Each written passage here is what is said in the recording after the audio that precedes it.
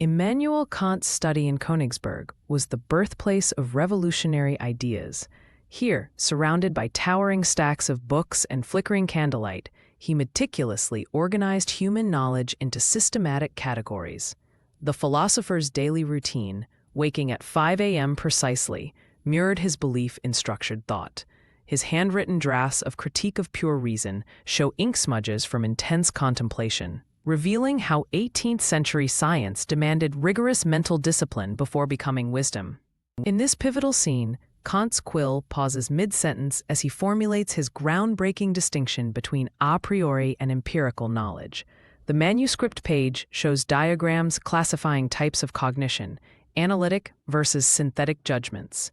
Historical records indicate he spent 11 years refining these concepts, demonstrating how scientific knowledge requires painstaking organization before application. The inkwell's metallic sheen reflects his metallic discipline, turning raw observations into philosophical infrastructure. At Albertina University, Kant teaches physics through the lens of Newton's Principia, using chalkboard diagrams to explain celestial mechanics.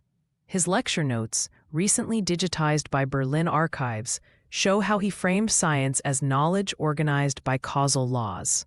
Students' wax-sealed notebooks capture his famous analogy: understanding gravity is science, using it to build bridges is wisdom. This scene crystallizes his view that theoretical systems must precede practical mastery. Kant's midnight astronomy session embodies his dual reverence for the starry heavens above and moral law within.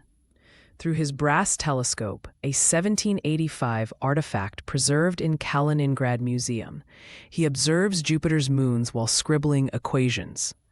These stargazing journals later inspired his ethical works, proving organized scientific observation, like Galileo's method, could scaffold organized living. The scene's comet trail visually echoes his handwritten moral maxims nearby. Here, Kant's philosophy becomes actionable. A Königsberg merchant debates whether to shortchange a customer, an ethical test case from his groundwork of metaphysics of morals. The scene contrasts chaotic human impulses, shown through the bustling marketplace, with Kant's structured solution: act only by maxims you'd universalize. University records show he used such real-world scenarios to demonstrate how wisdom systematizes life's variables. Just as science classifies natural phenomena, Königsberg's clock towers symbolize Kant's belief in societal order. Town hall archives confirm he synchronized his walks with the 3:30 p.m. bell, a ritual representing life organized by reason. Citizens follow standardized schedules for markets, worship, and civic duties, mirroring Newton's clockwork universe. This visual metaphor bridges Scene 4's cosmic order with human systems, showing how wisdom structures communities as science structures knowledge. Kant's afternoon stroll through the palace gardens, documented in botanist Johann Gottfried Herder's letters, reveals his view of wisdom as cultivated nature. The geometrically trimmed hedges form living proof of reason shaping chaos. He carries Rousseau's Emile, underlining passages about moral education being grafted like fruit trees. This horticultural metaphor extends his epistemology.